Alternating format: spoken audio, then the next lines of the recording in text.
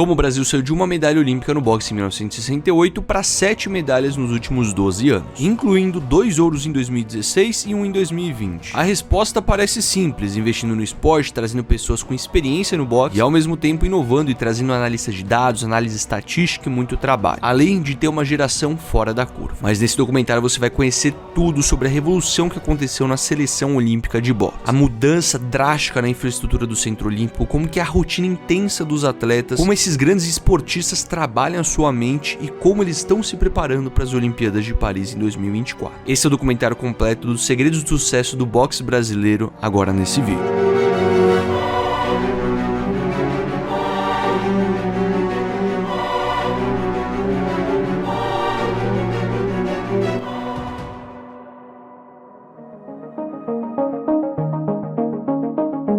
O ano era 2002, pela seleção já haviam passado grandes treinadores como Paco Garcia, João Carlos, Ulisses, Luiz Dória. Todos esses fizeram parte da fundação do embrião do que seria a equipe permanente olímpica. Nomes que ficarão com certeza registrados na história do boxe brasileiro, que fizeram a base de tudo o que seria a maior revolução do boxe brasileiro nos próximos anos. Para você ter uma ideia, o boxe brasileiro havia ganhado uma medalha apenas em 1968 e a gente estava numa fila da medalha olímpica há 44 anos, e alguma coisa precisava mudar para o boxe brasileiro reviver. Até que em 2009 começava a maior revolução que aconteceu na estrutura oficial da seleção, buscando elevar um nível nacional do boxe. Nesse ano, um novo jeito de organizar a seleção brasileira, centralizando toda a preparação dos atletas em um único lugar, começou a acontecer. Antes disso, os atletas tinham a opção de se preparar em diferentes estados do Brasil, até que a nova estrutura reuniu os maiores atletas no bairro de Santo Amaro, São Paulo. Posteriormente, em 2011, mais 2 revoluções aconteceram, causadas por um bilionário e um menino do Sul. Nesse ano de 2011 foi inaugurado o NAR,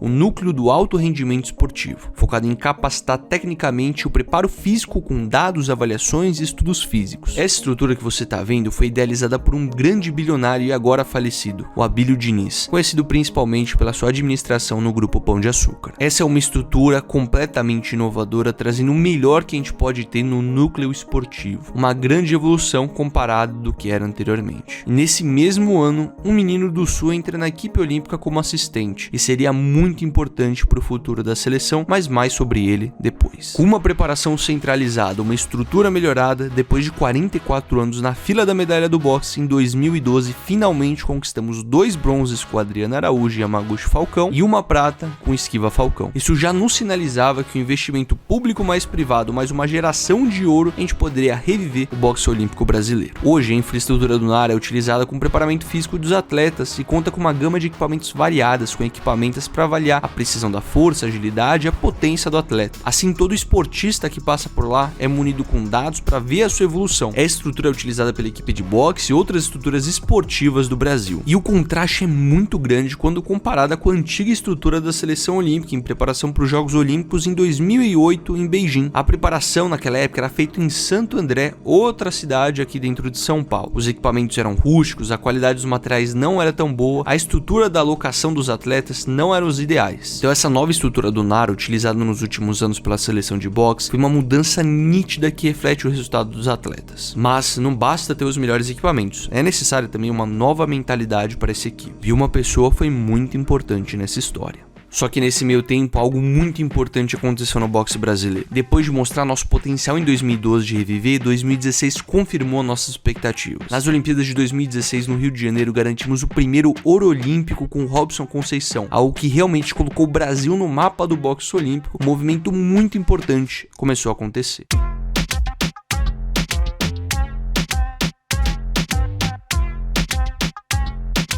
E apesar de sermos brasileiros e conquistarmos tudo no sangue e no suor, se tivéssemos 1% da tecnologia que eles têm, mais o nosso potencial genético, seríamos imparáveis. Até que um ano depois, um menino do Sul que conseguiu a vaga de assistente em 2011 da seleção olímpica foi nomeado então o chefe técnico da equipe permanente de boxe. Esse é o técnico atual, Matheus Alves. Um técnico jovem que enxerga um boxe de média a longa distância, sendo influenciado pelas metodologias soviéticas e cubanas. Ele não é um técnico conhecido pela formação de atletas de projetos sociais, profissionais, mas sim por ser um técnico de alta performance que recebe os talentos lapidados das academias por todo o Brasil e busca extrair o melhor desempenho desses atletas. Mais do que tudo, é um técnico obcecado por vitórias, por dados e por métricas, sistemático no seu planejamento de treinos. Matheus, antes das Olimpíadas de Paris, está com 1.233 lutas como head coach, 839 vitórias, contando com aproveitamento de 68%. Cara, eu acho que eu fiz uma mudança na mentalidade da equipe olímpica permanente, uma mudança de visão da equipe permanente. É como a equipe permanente e a entidade, confederação, enxerga a modalidade de boxe para o Brasil. Profissionalizar o sistema da equipe permanente. Vontades pessoais, vaidades pessoais ficarem para segundo plano, e o primeiro plano é sempre atingir o maior resultado esportivo. É superar a medalha dos Jogos Sul-Americanos, superar a medalha de Jogos Pan-Americanos, superar a medalha de Campeonato Europeu, quando a gente vai no circuito europeu. Então, o nosso objetivo aqui é sempre ganhar mais medalhas. E não importa de onde o atleta seja, de que academia A, academia B, academia C, federação, não me interessa que federação é, eu não tenho nenhum tipo de problema com nenhuma federação, nenhuma equipe, que isso já existiu antigamente. Então não importa de onde o atleta vem, o que importa é o atleta brasileiro ser medalhista. Então acho que a gente criou isso aqui. Boa. A gente estava falando que você tem os técnicos de formação de base, né, que lapidam o talento, e você que pega e maximiza a performance dele. Que habilidade que você não tem, que esses caras de formação têm, e que habilidade que você tem, que esses caras não têm? Eu tento passar isso para as federações quando eu vou dar curso. A gente não pode achar que existe um tipo de técnico que é mais importante que o outro tipo de técnico. A gente tem que parar com isso, a gente tem que ter uma visão clara. Formação de atleta é um tipo de abordagem. Atletas de idade que estão se tornando adultos é um tipo de abordagem. E lapidação de talentos para altos resultados é outro tipo de trabalho. Eu nunca gostei de trabalhar com formação, desde quando eu comecei a dar aula de boxe. Eu não gosto de trabalhar com boxe para criança, não gosto. Porque a minha função, eu não gosto de ensinar o primeiro passo, dar aquele passinho para frente, de ensinar o jab. E isso não é ruim, porque a minha qualidade é utilizar tecnologias, conhecimentos teóricos, padronização de treinamento para otimizar quem já sabe lutar. Então é o detalhe científico. Eu sou científico, eu escrevo artigo, eu sou um pesquisador da parte teórica de treinamento. Eu gosto de aplicar metodologias de treinamento, metodologias de parte tecnológica, científica, testes, variações em quem já treina e fazer esse cara tirar os erros que ele tem para vencer uma luta. O que eu sempre indico é, treinador, que tipo de técnico você é? Você é um formador de base? Você é um cara que trabalha bem com alto rendimento, você é um cara que trabalha bem com boxe social, com boxe executivo, com boxe feminino e foca nesse trabalho. Eu sou um técnico que gosta de trabalhar com alto rendimento. Sempre fui assim, desde que eu comecei a dar aula de boxe, eu já queria treinar gente para lutar campeonato. E que treinador que mais te inspirou na sua carreira?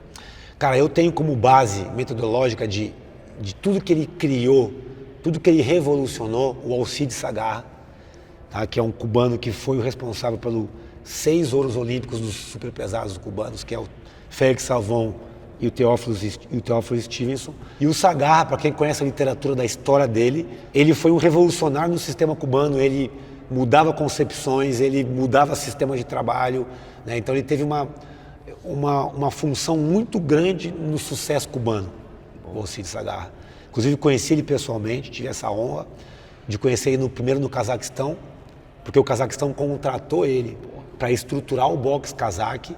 Então, no CT do Cazaquistão tem uma foto gigante do Sagarra com os cazaques, onde ele moldou o sistema do boxe do cazaque, a nível municipal, a nível estadual, como se monta as equipes permanentes, estruturou todo o boxe cazaque. Né?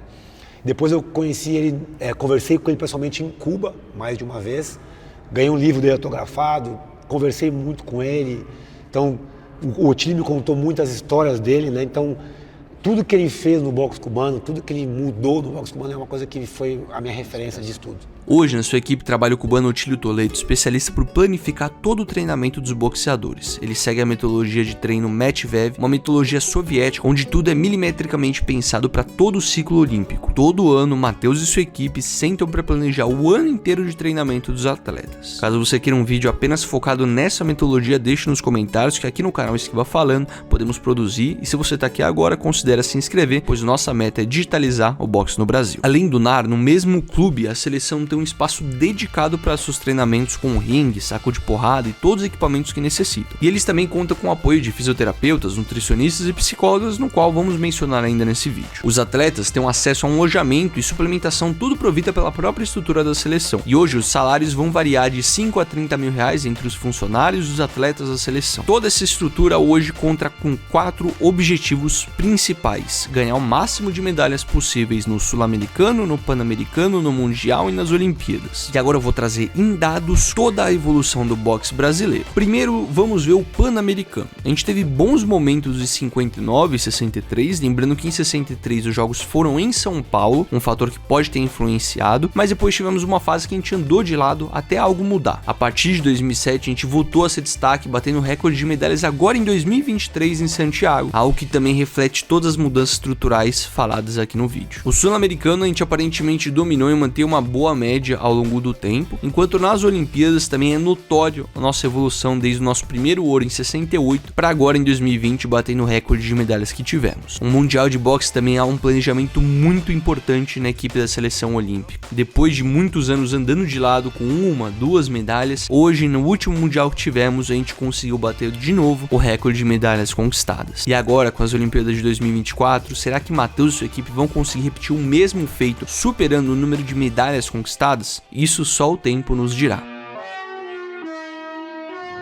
Como um atleta de alta performance treina? Seria muito diferente do que você que pratica por hobby faz? Eu passei 2 dias na pele dos atletas, eu fiz o treino com eles para trazer as informações exclusivas de como treina um super atleta. E são 11 treinos durante a semana. De segunda a sexta eles têm um treino pela manhã, que é uma preparação física focada em resistência, força, agilidade e velocidade, intercalando com treinos regenerativos. E pela tarde eles têm um treino de boxe, que é uma parte técnica, tática, sparring ou condicionamento específico. No sábado eles fazem apenas um treino de boxe e no domingo eles descansam. Os atletas são sempre monitorados, tanto seu peso quanto composição corporal, para eles sempre estarem treinando no seu peso de luta. Toda a intensidade dos treinos é periodizada segundo a planilha de Medvedev, que é o acompanhamento pela equipe dos treinadores. E é normal essa planilha mudar ao longo do tempo, caso seja identificado algum cansaço dos atletas ou algum imprevisto no calendário. Mas a grande maioria do plano é seguida à risca. Além dos treinos e competições, o Brasil viaja para fazer circuitos e camps internacionais para variar sua preparação. E uma das mudanças mais significativas para o sucesso do boxe brasileiro foi a mudança em 2013 para eles começarem a fazer apenas circuitos europeus. Isso foi feito por causa do conforto do atleta, estar em lugares melhores para ele comer, para ele descansar, porque em países europeus você tem uma infraestrutura muito mais evoluída. Antigamente era comum a gente fazer esses camps sul-americanos ou até na América Central, mas essa mudança recente nos mostra também uma evolução grande no boxe brasileiro. Em minha perspectiva, nos dias que eu passei com os atletas, hoje a seleção conta com mais ou menos 30 atletas. A rotina deles é simples, eles acordam, treinam, fazem fisioterapia, almoçam, dormem um pouco para o segundo treino à tarde e depois descansam o resto do dia. Não tem muito espaço na agenda, nem energia para você sair muito da sua rotina. É uma repetição incessante e um sacrifício imenso de cada um dos atletas. Além disso, eles têm que pensar em como eles vão gerir suas carreiras com agentes, mídias, patrocinadores, e aqui vale muito a pena contar a história do Ken O'Malley, que é um dos grandes promessas do boxe brasileiro, vai para as Olimpíadas agora em Paris com 24 anos.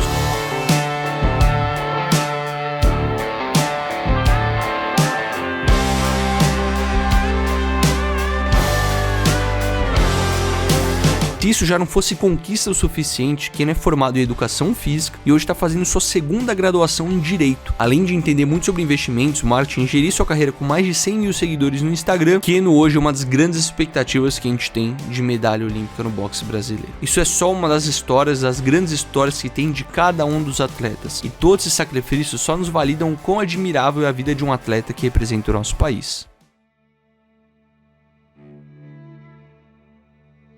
Um desafio de estar nessa rotina é a convivência. Além da pressão interna por resultados ser enorme, você convive com as mesmas pessoas quase 24 horas por dia. Existem brigas de ego, burocracia, desentendimento. E por a gente estar se tratando de um esporte de combate, imagine ainda como isso não reflete na personalidade dos atletas. E ainda a gente está tratando de um órgão público. Já houveram divergências internas, brigas, seja por falta de eficiência, politicagem ou problema financeiro. Mas nenhum grande escândalo aconteceu, pelo menos não vindo a público. Mas é natural a gente ter divergência interna. Por isso, uma parte fundamental do trabalho é a gestão de equipe e o trabalho psicológico feito para ninguém surtar dentro dessa estrutura. Vou fazer uma pergunta que acho mais curiosidade minha. Das metodologias que existem na psicologia, cara, eu saber do seu trabalho como psicóloga mesmo. As ferramentas que você ajuda o indivíduo que tem ansiedade, uma pessoa comum, do que um atleta, são as mesmas ferramentas? Existe alguma diferença no jeito que você lida com essas pessoas? Então, se a gente pensar que existem técnicas ou estratégias, por exemplo, vou usar aí algo bastante conhecido, que é a ideia de estratégias de respiração, de controle corporal para lidar, por exemplo, com estados de ansiedade, com reações que são corporais, emocionais, mentais. A pessoa comum e o atleta vão usar as mesmas ferramentas, por exemplo, uma respiração profunda, para falar rápido e simples. A questão é que o cenário em que a pessoa comum está envolvida coloca um pano de fundo para que esse exercício, essa ferramenta, funcione mais rápido ou mais devagar. O tipo de ansiedade que o atleta vai sentir pode ser muito parecida da comum, mas ela também, ou sobretudo pensando no momento competitivo, a gente está falando de uma ansiedade muito específica, como se eu vou traduzir, usar uma palavra paralela, que é aquela adrenalina, aquela potência, aquela energia, que é muito menos ansiedade. Então, um segredo no meio disso tudo não é qual é a técnica, qual é a ferramenta, mas é tipo de ferramenta para que tipo de situação. As ferramentas são as mesmas, é aonde você vai utilizar em cada momento. Você tem ferramentas semelhantes, a intensidade vai mudar. Porque a intensidade da situação é diferente também. E a especificidade às vezes. Então tem coisas que para o mundo comum fazem muita diferença, mas para o atleta impacta pouco. Os atletas hoje estão mais pressionados ou mais motivados com as Olimpíadas? Depende de quem atleta você está falando. Porque se você falar os atletas, é muita gente. Estou generalizando uma classe. Né? Mas se a gente pensar os atletas brasileiros, muito provavelmente, nesse momento, chegando muito perto, a gente está a poucas semanas da abertura dos Jogos, você tem os dois sentimentos e é mais do que normal, mais do que esperado que nesse momento a gente viva essa oscilação. Uma empolgação que às vezes começa a virar agonia, depois uma tranquilidade e um equilíbrio. Então a gente tem muita gente extremamente motivado, pensando no sentido de eu quero que chegue logo, e você tem gente que nessa busca de chegar logo passa do ponto. Então vira pressão, vira, como você falou, uma certa ansiedade. O segredinho é lembrar que no meio desses dois extremos tem o equilíbrio. E o equilíbrio vai sendo alimentado. A gente está falando então de cultivar o seu equilíbrio todo dia. Então entre o sonho olímpico, o objetivo competitivo, você tem metas para cumprir e a maioria delas foram cumpridas porque uma das mais importantes era conquistar a classificação. E todo esse processo, ele é permeado por pequenos focos. Boa. Que eu gosto de fechar com a ideia de o que tem para hoje. Legal. Então, se eu fechar um ciclo pequeno, eu diria que todo dia a gente precisa acordar perguntando o que tem para hoje, né? Quais são os seus desafios, suas atividades. E quando você vai dormir, você tem que voltar e perguntar para você mesmo, e aí, deu bom? Porque você faz um balanço. Eu já me pergunto o que tem amanhã. É isso. Então, aí você começou a entender. Entre o atleta e a pessoa comum, se a gente ficar muito no que tem amanhã, a gente está alimentando o monstro da ansiedade. A gente está muito mais no futuro. Você fecha o dia, faz uma reflexão, deu bom? Tem dias que deu muito bom, você cumpriu as metas, superou, né, aquilo que você tinha. Legal. Só que você precisa se desapegar disso, você precisa dormir, que também é uma tarefa imprescindível no processo.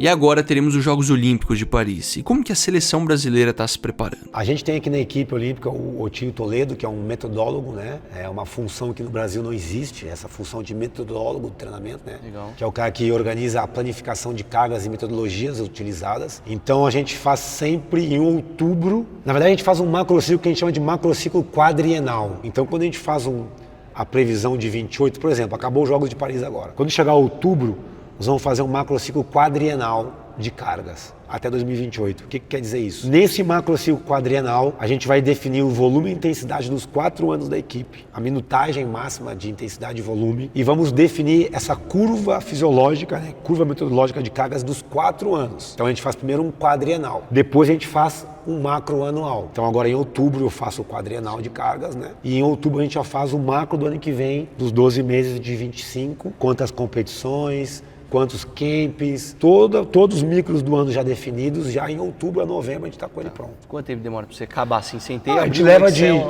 leva ali, porque a gente precisa também ver o calendário de competição, a gente leva ali de um a 2 meses e meio para deixar ele prontinho. A expectativa de medalhas, segundo o próprio Matheus, são de 2 a 3 medalhas. Será um grande desafio superar Tóquio no número de medalhas, até porque o chaveamento pode ser mais complicado. Mas se você está vendo esse vídeo de futuro, você já sabe o final dessa história. Mas e no longo prazo, onde o Brasil pode chegar? Será que o boxe do Brasil tem potencial para se tornar popular e grande de novo? Eu falo pela equipe olímpica permanente. A visibilidade dos atletas da equipe permanente de 2024, comparado com 2012, que é antes das 3 medalhas do Esquiva, Yamaguchi e Adriana, não tem comparação. A nível financeiro, midiático, patrocínio que existe na equipe permanente comparado com 2012 é absurdamente maior. Precisamos melhorar ainda o nosso apoio às bases. O nosso patrocínio, tanto municipal, estadual e privado, nas categorias de base, nos estados, é o que precisa melhorar. Então as federações estaduais não têm recursos. Hoje nós temos uma pirâmide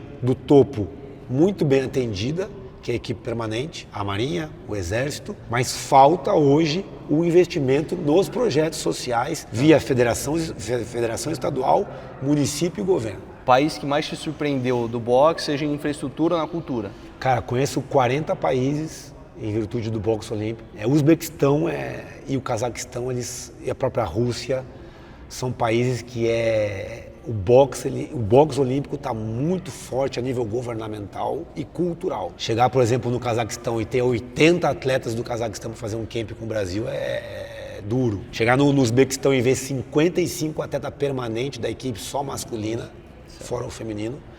Então a gente consegue ter hoje aqui 18 permanentes de homens e 14 de mulheres, a gente acha que está fazendo muito. Mas a nível científico, Grã-Bretanha. A nível de pesquisa científica, infraestrutura, tecnologia, a Grã-Bretanha é a melhor CT hoje. O boxe brasileiro revive hoje com as esperanças de sermos grandes novamente, tanto no boxe olímpico quanto no boxe profissional. Recentemente, o mesmo Robson, que ganhou o primeiro ouro olímpico do Brasil, foi campeão mundial no boxe profissional. E na descrição desse vídeo eu vou deixar o Instagram de todos os atletas que participarão das Olimpíadas para você seguir e apoiar o boxe brasileiro. É claro que compartilhando esse vídeo nos grupos de academia e amigos, você pode disseminar também o boxe se tornar popular novamente. E durante esses dias que eu documentei a seleção brasileira de boxe, teve um dia de sparring entre os atletas. Caso você queira assistir, eu gravei tudo e basta clicar no vídeo que está aparecendo na sua tela. Espero que tenha gostado e até mais.